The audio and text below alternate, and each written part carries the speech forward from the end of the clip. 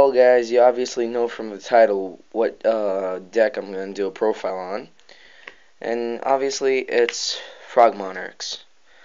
Frog Monarchs is a really good deck. Not many people play it because they don't think it's that good.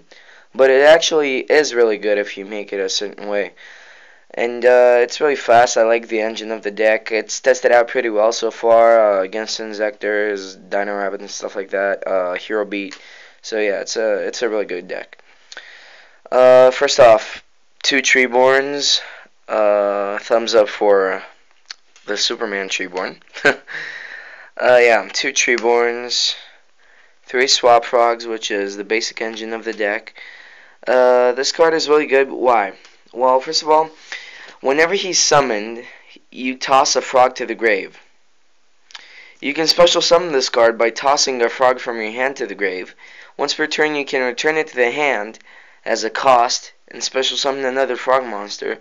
But since it's a cost, you can choose not to. So basically, you can return it to the hand, then normal summon it, or activate its effect again if you have another frog in the hand. So it's a really good card, guys. Then 2 Rotten Totem, because it's 2000 defense, it's another frog target, level 2, and it has a really good effect. You can banish a frog monster from your grave, except this card, to special summon this card from your grave. So basically you can tribute him for Monarchs and stuff like that, and use him for Exceeses. So he's a really good card. Then we have 2 Dupe Frogs, because this card is really good. 2000 defense, level 2, frog, works with everything else in the deck. When he's sent to the graveyard, you can add a frog monster from your deck or graveyard to your hand, so that's a really good card. And he's another target for everything Swap Frog and Rotten Totem, so it's really good. So yeah, this is the Frog engine. It's 9 cards. Then for the tribute monsters, we have 3 Kai's the Shadow Monarch, which is probably the best Monarch out there. You tribute summon him and banish a card on the field, and if it was a dark monster, you inflict 1000 damage to your opponent. So yeah. Then Triple Ryza, because well, basically it's player preference. Not many people would play that, but I like him because he's another Monarch, and you need Monarchs in the deck. When he's tribute summon, you return a 1 card on the field to the top of the deck, so it slows down your opponent a lot. Then the MVP of the deck is Light and Darkness. That's why we play 3 of them. Because, well, he only needs 2 tributes. He has 2800 attack. He negates any effect. Like, his effect is that when an effect monster's effect is activated, a spell or trap card is activated, he negates it, but he loses 500 life points. He can do this effect 4 times, because he can only reach up to like 600 attack, and then he can't negate anymore. And when he's destroyed by battle, when he's destroyed and sent to the graveyard, I get to special summon a card from my grave, a monster from my grave, except this guy, because this guy can be special summoned. So that's a really good thing about it. But the only bad thing is that when he's destroyed, I have to destroy all other monsters on my field. But usually you won't have any when you have this guy inside. So yeah. Then you have 3 Battle Faders, because it stops my opponent from OTKing me, and like, basically helps me not lose. He's another target for, like, tribute target for Light and Darkness and all the Monarchs, and he can be used for synchros. Then we have 3 Battle Fader, because priority's gone. Battle Fader, Effect Veiler, sorry. Priority's gone. He's a level 1 tuner, so I can use him for lots of synchros and stuff like that. It's a really good card, negates effects, so yeah. Another card which is player preference is I played 2 Raikos. Why? Well, it's a light monster. When I flip it, it destroys 1 card on the field, and I send the top 3 cards of my deck to the grave. So, he usually throws, like, tosses good stuff, like, frogs to the grave. Things that I need in the grave. He's a level 2 for seizing and synchroing, and he's overall a really good card. So yeah, plus he's another target for this guy. BLS, yeah, I'm playing BLS. Shoot, I'm playing 2 Raikos, 3 Valors, come on, 3 Light and Darkness Dragons. I have enough light targets. Then I have 2 Trags, cause Trag is Trag.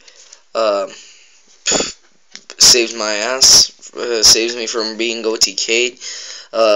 Game-winning situation card. So yeah, it's a really good card.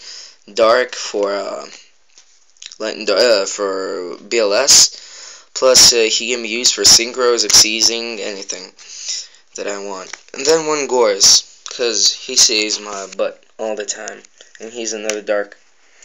So yeah, that's the monsters. It's 30 monsters, a lot of monsters in there, but it's good. Like, they work with each other. Then you have, for spells, 3 Econs. 3 Econs, because it's Econ. This card makes a really good combo with Treeborn Frog, because if I special summon Treeborn Frog during my standby phase, I activate Econ, tribute it, get one of my opponent's monsters, then Treeborn comes special summons himself again, because it's still in the standby phase. Plus, it's a good card now. Like, I can set it for defense. It's a really good card in the deck. You need it at 3. Then 3 MST, because it's MST and you need back row hate. Because yeah, you need that card in there. Then, shoot, that phone's distracting me. Sorry, guys. Then I play 1 creature swap, because you don't need anymore. I just decided to put that in, because it's really helpful sometimes. 1 soul exchange, because soul exchange is really good. I can tribute my opponent's monsters to summon my Monarchs and my Light and Darkness Dragon. So, but at the cost of not going into my battle phase this turn.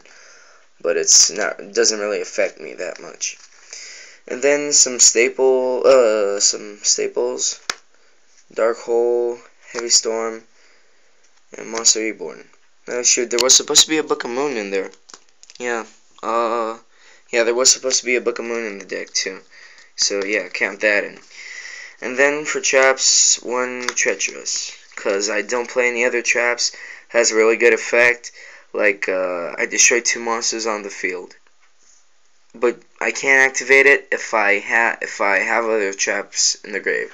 So since it's the only one, it's always live. It's never dead in my hand. So yeah, that's the main deck. Extra deck, we're playing, token for Gores. We're playing 1 Shooting Star. Why? Well, I just decided to put that in there, because there is a chance that I might summon him. I mean, I have Econs.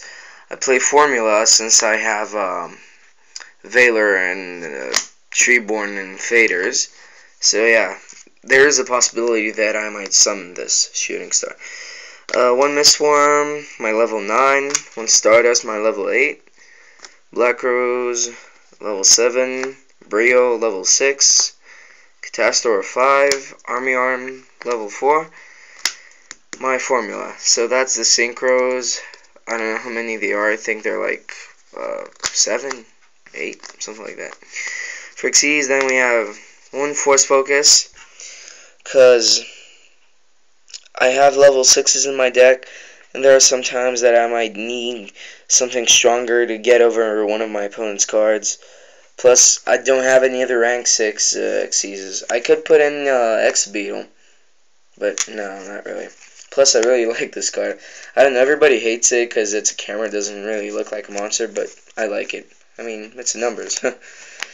Then we have 1 Levier, because I do have Econs, so there is a possibility that I might summon this and get like Treeborn or Valor, or basically most of the monsters in my deck can be summoned with them if they're banished. Then one Leviathan Dragon, same reason, because I have econs. And then we have two Gachi Gachis, which one Gachi Gachi, at least, I'm going to bring every game, at least.